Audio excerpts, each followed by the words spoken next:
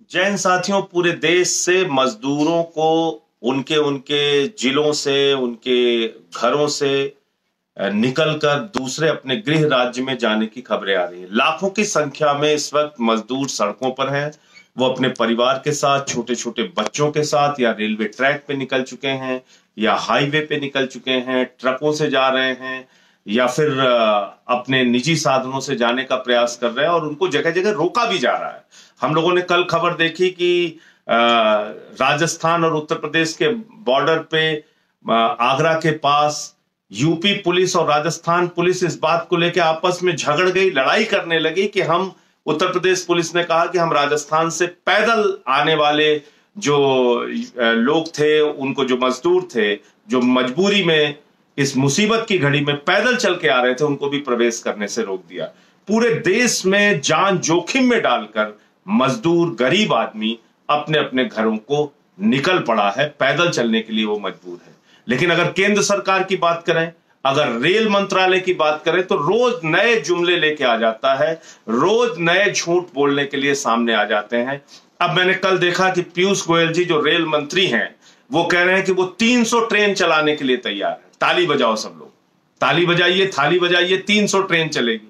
अरे भाई, रेल मंत्रालय के पास, रेलवे के पास 19,000 ट्रेन प्रतिदिन चलाने की क्षमता है।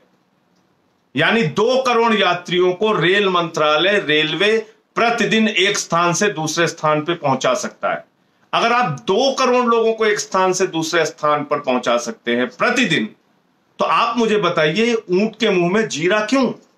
300 ट्रेन चला के आप इन मजदूरों को कितने दिनों तक परेशानी में रखना चाहते हैं? कितने दिनों तक उनको पीड़ित करना चाहते हैं? कितने दिनों तक उनको रेलवे ट्रैक पर मरने के लिए मजबूर करना चाहते हैं? कितने दिनों तक उनको हाईवेज पे रोड एक्सीडेंट का शिकार होने के लिए मजबूर करना चाहते हैं? कितने दिनों तक आप उनकी गरीबी का मजाक उड़ाएंगे? आप मुझे बताइए, ये 300 ट्रेन चलाने की नौटंकी की वजह से फिर एक बार भगदड़ होगी, फिर एक बार भीड़ इकट्ठा होगी। आप सीधे सीधे 19,000 ट्रेन आपके पास है। मैं मानता हूं अगर पूरे हिंदुस्तान में 50 लाख मजदूर भी इस मुसीबत की घड़ी में अपने घर जाना चाहते होंगे, तो एक दिन के अंदर रेल मंत्रालय और पीयूष गोयल और रेलवे, उनका विभाग, एक दिन में सारे मजदूरों को उनके घर पहुंचा सकता है। एक दिन के अंदर। यात्रा के, रेल के चलने में जो समय लगे वो एक अलग विषय है, लेकिन एक दिन के निर्णय में अगर 19,000 ट्रेनों को चलाने का निर्णय ले लिया जाए, और अधिकतम आप सोशल डिस्टेंसिंग का भी खूब पालन कीजिए, 50 लाख मजदूरों को भी, क्योंकि जब यात्री चलते हैं 2 करोड़, तो उसमें तमाम होता है, व्यापारी भी होता है, घूमने जाने वाले भी लोग होते हैं, स्टूडेंट्स भी होते हैं, तमाम तरीके के। इस समय लॉकडाउन की स्थिति है, तो आप ये मान के चलिए कि सिर्फ और सिर्फ मजदूर, गरीब, पीड़ित लोग जो इस समय अपने घर जाना चाहते हैं, उनकी संख्या अधिकतम 50 लाख से ज्यादा नहीं। और अगर रेल मंत्रालय चाह ले तो 19,000 ट्रेनें उसके पास एक दिन चलाने की है, वो एक दिन में सारे मजदूरों को उनके घर पहुंचा सकता है, लेकिन नहीं करेगा। गरीब आदमी को और पीड़ा में झोंकना है, खाली बड़ी बड़ी बातें करना है, जुमला बोलना है, ताली थाली बजवाना है, लेकिन उनके मदद के लिए कभी आगे नहीं आना है। ये जो सबसे बड़ी चीज सामने देखने को मिल रही है, ये जो रवैया केंद्र सरकार का देखने को मिल रहा है, ये बहुत दुर्भाग्यपूर्ण है। हवाई जहाज से आप विदेशों से लोगों को बुला सकते हैं, चलिए आपने बुलाया, अच्छी बात है, जो भारतीय विदेश में फंसे थे। आपने अभी फिर से एक बार वंदे मातरम मिशन शुरू कर दिया है विदेशों से हिंदुस्तान लोगों को लाने के लिए, अच्छी बात है।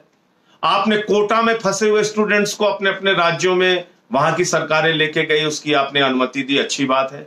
इन मजदूरों के बारे में कब सोचेंगे, कब जगेंगे आप? 16 लोगों की ट्रैक पे जान चली गई औरंगाबाद में, 42 लोगों की रोड एक्सीडेंट में जान चली गई। उनके लिए आपके पास पैसा नहीं है, उनके लिए कोई योजना नहीं है। 68,000 करोड़ रुपए नीरव मोदी, मेहुल चौकसी जैसे 50 पूंजीपतियों का ये, मजदूरों को जब पैकेज देने की बात आती है, पैसा देने की बात आती है, तो सरकार हाथ खड़े कर लेती है। ये कैसी सरकार इस देश के अंदर चल रही है? आप मुझे बताइए, एक व्यक्ति पे अगर 1,000 रुपए का भी खर्चा आप मान लीजिए, और मान लीजिए कि 50 लाख मजदूर अपने घर जाना चाहते हैं, तो कितना खर्चा आएगा? मात्र 500 करोड़ रुपए। पीएम केयर्स में हजारों करोड़ रुपए लोगों ने चंदा दे दिया है। 30 लाख करोड़ रुपए का देश का बजट है, देश की सरकार का बजट 30 लाख करोड़ रुपए है। उस 30 लाख करोड़ रुपए में से 500 करोड़ रुपए का पैकेज भी इन गरीब मजदूरों के लिए नहीं निकल सकता है। इन गरीब मजदूरों को उनके घर पहुंचाने के लिए 500 करोड़ का इंतजाम सरकार नहीं कर सकती है। वो सरकार जो गुजरात के अंदर 190 करोड़ रुपए का रूपानी मुख्यमंत्री के लिए जहाज खरीदती है, 190 करोड़ रुपए का जहाज खरीदने का पैसा आपके पास है, अनाप शनाप खर्च करने का पैसा आपके पास है, हजारों करोड़ रुपए लुटाने बहाने का पैसा आपके पास है, 68,000 करोड़ रुपए पूंजीपतियों का माफ करने का पैसा आपके पास है।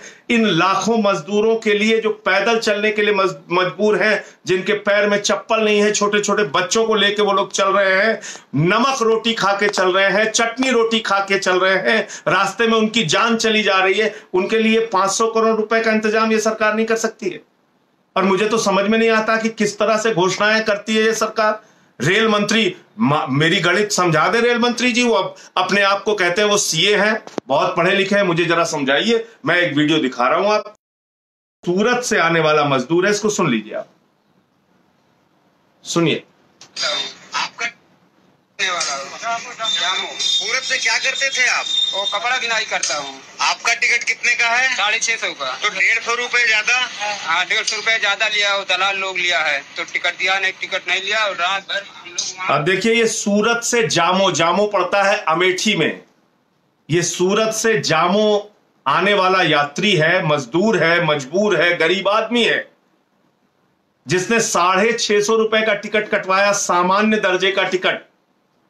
650 रुपए के टिकट पे 150 रुपए वो बता रहा है कि दलाली देनी पड़ी, 800 रुपए इसको टिकट देना पड़ा। पीयूष गोयल जी, आप जरा मुझे बताइए, आप कहते हैं आपने 85% किराया माफ कर दिया, तो क्या सूरत से अमेठी का टिकट 4-5 हजार रुपए है क्या? अगर आप 15% किराया ले रहे हैं मजदूरों से, वैसे तो इसे राज्य सरकार को देना चाहिए, मान लीजिए योगी जी ने नहीं दिया, अगर मजदूरों से ही आपने 15% लिया तो 650 रुपए कैसे लिया? किस गणित के हिसाब से लिया? क्या पीयूष गोयल और उनका रेल मंत्रालय इन गरीब मजदूरों को इस मुसीबत की घड़ी में लूटने का काम कर रहा है? भ्रष्टाचार कर रहे हो आप इन मजदूरों के साथ। 650 रुपए इनसे वसूला जाता है।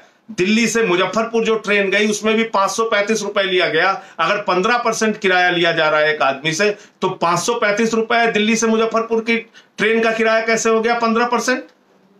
इसका मतलब 3,500-4 हजार रुपए का टिकट है यहां से मुजफ्फरपुर का। तो कुछ किसी को पता नहीं है, जो मन में आ रहा है रेल मंत्री कर रहे हैं, जो मन में आ रहा है पीयूष गोयल, केंद्र सरकार कर रही है, भाजपा की सरकार कर रही है। इन भाजपाइयों का एक ही मकसद है, पूंजीपतियों को फायदा पहुंचाओ, अपने करीबियों का कर्जा माफ करो, कर्मचारियों को तंग करो, पेंशन धारकों के डीए काटो, कर्मचारियों के डीए काटो, लेकिन मजदूरों को परेशान करो, गरीब आदमी को परेशान करो। पीएम केयर्स में हजारों करोड़ इकट्ठा करो, लेकिन मजदूरों को परेशान करते रहो, पीड़ित करते रहो। तो मैं समझता हूं कि आज इसके खिलाफ सबको एकजुट होकर आवाज उठाने की जरूरत है। ये मजदूर भाई जो पीड़ित हैं, परेशान हैं, जिनका शोषण हो रहा है, हमने देखा अभी कुछ दिन पहले सूरत के अंदर झारखंड जाने वाले कुछ लोगों से 1,16,000 रुपए वहां के भाजपा नेता ने वसूल कर लिया और टिकट भी नहीं दिया। जब वो बेचारे झारखंड के लोग अपना पैसा मांगने गए कि भाई हमारा टिकट दे दो या पैसा दे दो, तो उनको बुरी तरीके से मार पीट के लहूलुहान कर दिया गया। ये हो रहा है यूपी, बिहार, झारखंड के लोगों के साथ। भारतीय जनता पार्टी की जहां सरकार है, गुजरात मॉडल जहां की सबसे ज्यादा चर्चा भाजपाई करते हैं, ये है तुम्हारा गुजरात मॉडल। तुम वहां पर काम करने वाले प्रवासी मजदूरों को मारोगे, पीटोगे, उनसे पैसे की लूट करोगे, उनसे ज्यादा किराया वसूलोगे। ये दलाली खाने का काम भाजपाई कर रहे हैं गुजरात के अंदर। तो ये देखने को मिला, और मैं आप लोगों से निवेदन करूंगा कि पूरे देश में इस संवेदनहीनता के खिलाफ आवाज उठाइए, केंद्र सरकार के खिलाफ आवाज उठाइए और उनसे अपील कीजिए कि इन मजदूरों को उनके घर पहुंचाने का इंतजाम किया जाए, उनके घर पहुंचाने का इंतजाम किया जाए।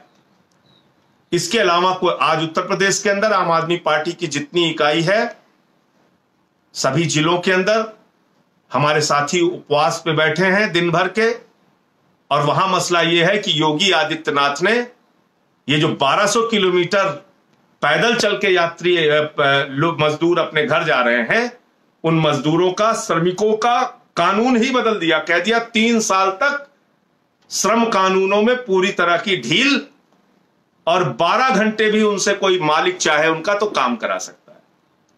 अब आप मुझे जरा बताइए कि एक तरफ तो वो बेचारे इतने मजबूर हैं कि 1200 किलोमीटर, 1000 किलोमीटर, 800 किलोमीटर पैदल चल के जा रहे हैं, और उन्हीं श्रमिकों के खिलाफ भाजपा सरकार की ये सोच है, योगी बाबा की ये सोच है कि उन्होंने श्रम कानूनों में बदलाव कर दिया। मध्य प्रदेश के अंदर, उत्तर प्रदेश के अंदर 3 साल के लिए श्रम कानून स्थगित कर दिए गए। गजब हाल है। आपको कोई और नहीं मिला शोषण करने के लिए, सिर्फ मजदूर, पीड़ित करने के लिए सिर्फ मजदूर, सड़क पे मरने के लिए सिर्फ मजदूर, पटरी पे मरने के लिए सिर्फ मजदूर, और कानूनों में बदलाव उनका शोषण करने के लिए सिर्फ मजदूर वर्ग आपको मिला। तो ये हमारे जो ढोंगी बाबा हैं उनकी एक नापाक कोशिश है, जिसके खिलाफ आज उत्तर प्रदेश की हमारी पार्टी की इकाई हर जिले में उपवास कर रही है और ज्ञापन भेज रही है योगी आदित्यनाथ को। आप सभी साथियों के जज्बे को सलाम है। हम मजदूरों की आवाज उठाते रहे हैं, उठाते रहेंगे। बिहार के साथियों से भी कल चर्चा हुई है। बिहार के साथी भी अपने अपने जिले के अंदर लोकतांत्रिक ढंग से अपने घर पर ही बैठ के अपना विरोध दर्ज कराएंगे, और नीतीश कुमार की सरकार को इस बात के लिए मजबूर करेंगे कि जो मजदूर मजबूरी में, गरीबी में, आर्थिक तंगी के कारण फंसे हैं दूसरे राज्यों में और वो बिहार आना चाहते हैं, अपने घर आना चाहते हैं, उनको बुलाने का इंतजाम बिहार की नीतीश सरकार करे। इस बात के लिए वो लोग भी अपने स्तर पर प्रयास करेंगे, आंदोलन करेंगे। मैं आप सबको निवेदन करता हूं, विनती करता हूं पुनः कि आप लोग इन मजदूरों की, इन मजबूरों की, इन गरीबों की आवाज को बुलंद करें। जय हिंद, इंकलाब जिंदाबाद।